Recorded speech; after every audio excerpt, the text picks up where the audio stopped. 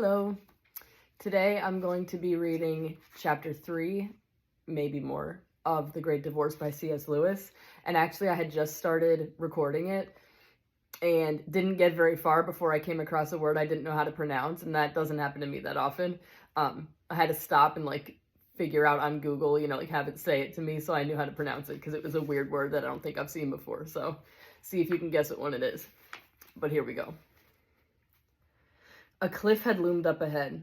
It sank vertically beneath us so far that I could not see the bottom, and it was dark and smooth. We were mounting all the time. At last the top of the cliff became visible like a thin line of emerald green stretched tight as a fiddle string. Presently we glided over that top. We were flying above a level, grassy country through which there ran a wide river. We were losing height now. Some of the tallest treetops were only 20 feet below us. Then, suddenly, we were at rest. Everyone had jumped up. Curses, taunts, blows, a filth of vituperation came to my ears as my fellow passengers struggled to get out. A moment later, and they had all succeeded. I was alone in the bus, and through the open door there came to me in the fresh stillness the singing of a lark. I got out. The light and coolness that drenched me were like those of summer morning. Early morning, a minute or two before the sunrise, only that there was a certain difference. I had the sense of being in a larger space, perhaps even a larger sort of space, than I had ever known before, as if the sky were further off and the extent of the green plain wider than they could be on this little ball of earth. I had got out in some sense which made the solar system itself seem an indoor affair. It gave me a feeling of freedom, but also of exposure, possibly of danger, which continued to accompany me through all that followed. It is the impossibility of communicating that feeling, or even of inducing you to remember it as I proceed, which makes me despair of conveying the real quality of what I saw and heard.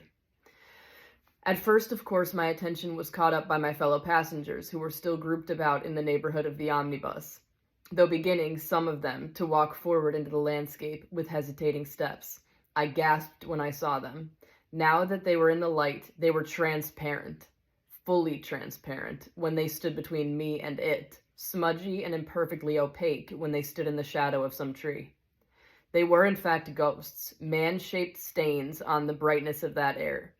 One could attend to them or ignore them at will, as you do with the dirt on a window pane. I noticed that the grass did not bend under their feet, even the dewdrops were not disturbed. Then some readjustment of the mind or some focusing of my eyes took place,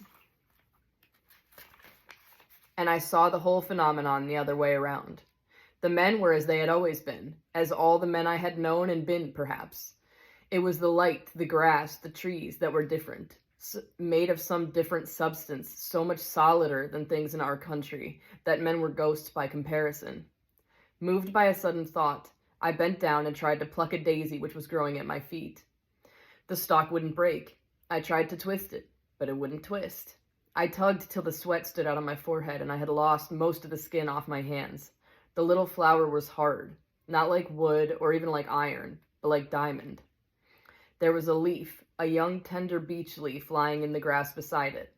I tried to pick the leaf up. My heart almost cracked with the effort, and I believe I did just raise it, but I had to let it go at once. It was heavier than a sack of coal. As I stood recovering my breath with great gasps and looking down at the daisy, I noticed that I could see the grass not only between my feet, but through them. I also was a phantom. Who will give me words to express the terror of that discovery? Golly, thought I, I'm in for it this time. I don't like it! I don't like it! Screamed a voice. It gives me the pip! One of the ghosts had darted past me back into the bus. She never came out of it again as far as I know. The others remained uncertain. Hi, mister, said the big man, addressing the driver. When have we got to go back? You need never come back unless you want to, he replied. Stay as long as you please. There was an awkward pause. This is simply ridiculous, said a voice in my ear. One of the quieter and more respectable ghosts had sidled up to me. There must be some mismanagement, he continued. What's the sense of allowing all that riffraff to float about here all day? Look at them. They're not enjoying it. They'd be far happier at home. They don't even know what to do. I don't know very well myself, said I. What does one do? Oh, me? I shall be met in a moment or two. I'm expected. I'm not bothering about that. But it's rather unpleasant on one's first day to have the whole place crowded out with trippers. Damn it, one's chief object in coming here at all was to avoid them. He drifted away from me, and I began to look about. In spite of his reference to a crowd, the only solitude was so vast that I could hardly notice the knot of phantoms in the foreground. Greenness and light had almost swallowed them up. But very far away I could see what might be either a great bank of cloud or a range of mountains. Sometimes I could make out in the steep forests far withdrawing valleys, and even mountain cities perched on inaccessible summits. At other times it became indistinct. The height was so enormous that my waking sight could not have taken in such an object at all. Light brooded on the top of it. Slanting down thence, it made long shadows behind every tree on the plain. There was no change and no progression as the hours passed. The promise, or the threat, of sunrise rested immovably up there. Long after that, I saw people coming to meet us. Because they were bright, I saw them while they were still very distant. And at first, I did not know that they were people at all. Mile after mile, they drew nearer. The earth shook under their tread as their strong feet sank into the wet turf. A tiny haze and a sweet smell went up where they had crushed the grass and scattered the dew. Some were naked, some robed. But the naked ones did not seem less adorned, and the robes did not disguise in those who wore them the massive grandeur of muscle and the radiant smoothness of their flesh. Some were bearded, but no one in that company struck me as being of any particular age. One gets glimpses, even in our country, of that which is ageless. Heavy thought in the face of an infant, and frolic childhood in that of a very old man. Here it was all like that. They came on steadily. I did not entirely like it. 2 of the ghosts screamed and ran for the bus. The rest of us huddled closer to one another. That's the end of chapter 3. I'm definitely going to be reading chapter 4. As the solid people came nearer still, I noticed that they were moving with order and determination, as though each of them had marked his man in our shadowy company. There are going to be affecting scenes, I said to myself. Perhaps it would not be right to look on. With that, I sidled away on some vague pretext of doing a little exploring. A grove of huge cedars to my right seemed attractive, and I entered it. Walking proved difficult. The grass, hard as diamonds to my unsubstantial feet, made me feel as if I were walking on wrinkled rock, and I suffered pains like those of the mermaid in Hans Andersen. A bird ran across in front of me, and I envied it. It belonged to that country and was as real as the grass. It could bend the stalks and spatter itself with dew. Almost at once I was followed by what I have called the big man.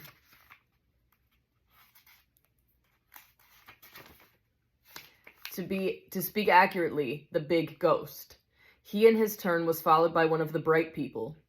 "Don't you know me?" he shouted to the ghost, and I found it impossible not to turn around to attend. The face of the solid spirit, he was one of those that wore a robe, made me want to dance. It was so jocund, so established in its youthfulness. "Well, I'm damned," said the ghost. "I wouldn't have believed it. It's a fair knockout. It isn't right, Len, you know. What about poor Jack, eh? You look pretty pleased with yourself. But what I say is, what about poor Jack?"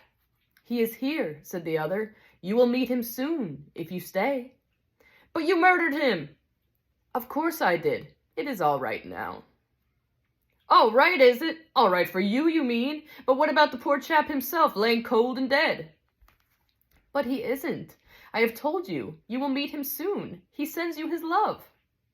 "What I'd like to understand," said the ghost, "is what you're here for. As pleased as punch, you, a bloody murderer, while I've been walking the streets down there and living in a place like a pigsty all these years."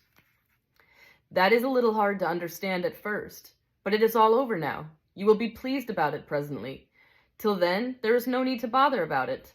"No need to bother about it? Aren't you ashamed of yourself?" "No, not as you mean. I do not look at myself. I have given up myself. I had to, you know, after the murder. That was what it did for me, and that was how everything began." "Personally," said the big ghost with an emphasis which contradicted the ordinary meaning of the word, "personally, I'd have thought you and I ought to be the other way round. That's my personal opinion." "Very likely we soon shall be," said the other, "if you'll stop thinking about it." "Look at me now," said the ghost, slapping in his chest. But the slap made no noise. "I gone straight all my life. I don't say I was a religious man, and I don't say I had no faults, far from it, But I've done my best all my life, see? I done my best by everyone. That's the sort of chap I was. I never asked for anything that wasn't mine by rights. If I wanted a drink, I paid for it, and if I took my wages, I'd done my job. See? That's the sort I was, and I don't care who knows it. It would be much better to not go on about that now. Who's going on? I'm not arguing. I'm just telling you the sort of chap I was, see? I'm asking for nothing but my rights. You may think you can put me down because you're dressed up like that, which you weren't when you worked under me. And I'm only a poor man, but I got to have my rights same as you, see? Oh no, it's not so bad as that. I haven't got my rights. Or I should not be here. You'll not get yours either. You'll get something far better. Never fear. That's just what I say. I haven't got my rights. I always done my best, and I never done nothing wrong. And what I don't see is why I should be put below a bloody murderer like you. Who knows whether you will be? Only be happy and come with me. What do you keep on arguing for? I'm only telling you the sort of chap I am.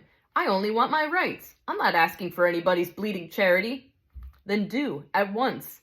Ask for the bleeding charity. Everything is here for the asking, and nothing can be bought. That may be very well for you, I dare say, if they choose to let in a bloody murderer all because he makes a poor mouth at the last moment. That's their lookout. But I don't see myself going in the same boat with you, see? Why should I? I don't want charity. I'm a decent man, and if I had my rights, I'd have been here long ago, and you can tell them I said so. The other shook his head. You can never do it like that, he said. Your feet will never grow hard enough to walk on our grass that way. You'd be tired out before we got to the mountains, and it isn't exactly true, you know. Mirth danced in his eyes as he said it. What isn't true? Asked the ghost sulkily. You weren't a decent man, and you didn't do your best. We, none of us were, and none of us did. Lord bless you, it doesn't matter. There's no need to go into it all now. You! Gasped the ghost. You have the face to tell me I wasn't a decent chap. Of course. Must I go into all that? I will tell you one thing to begin with. Murdering old Jack wasn't the worst thing I did. That was the work of a moment, and I was half mad when I did it. But I murdered you in my heart, deliberately for years. I used to lie awake at night thinking what I'd do to you if I ever got the chance. That is why I have been sent to you now, to ask your forgiveness, and to be your servant as long as you need one, and longer if it pleases you. I was the worst, but all the men who worked under you felt the same. You made it hard for us, you know, and you made it hard for your wife, too, and for your children. You mind your own business, young man, said the ghost. None of your lip, see? Because I'm not taking any impudence from you about my private affairs. There are no private affairs, said the other. And I'll tell you another thing, said the ghost. You can clear off, see? You're not wanted. I may be only a poor man, but I'm not making pals with a murderer, let alone taking lessons from him. Made it hard for you and your like, did I? If I had you back there, I'd show you what hard work is. Come and show me now, said the other with laughter in his voice. It will be joy going in the mountains, but there will be plenty of work. You don't suppose I'd go with you? Don't refuse. You will never get there alone, and I am the one who has been sent to you. So that's the trick, is it? Shouted the ghost, outwardly bitter, and yet I thought there was a kind of triumph in his voice. It had been entreated. It could make a refusal, and this seemed to it a kind of advantage. I thought there'd be some damned nonsense. It's all a click, all a bloody click. Tell them I'm not coming, see? I'd rather be damned than go along with you. I came here to get my rights, see? Not to go sniveling along on charity tied onto your apron strings. If they're too fine to have me without you, I'll go home. It was almost happy now that it could, in a sense, threaten. That's what I'll do, it repeated. I'll go home. I didn't come here to be treated like a dog. I'll go home. That's what I'll do. Damn and blast the whole pack of you. In the end, still grumbling, but whimpering also a little as it picked its way over the sharp grasses, it made off. That was chapter 4. On to chapter 5.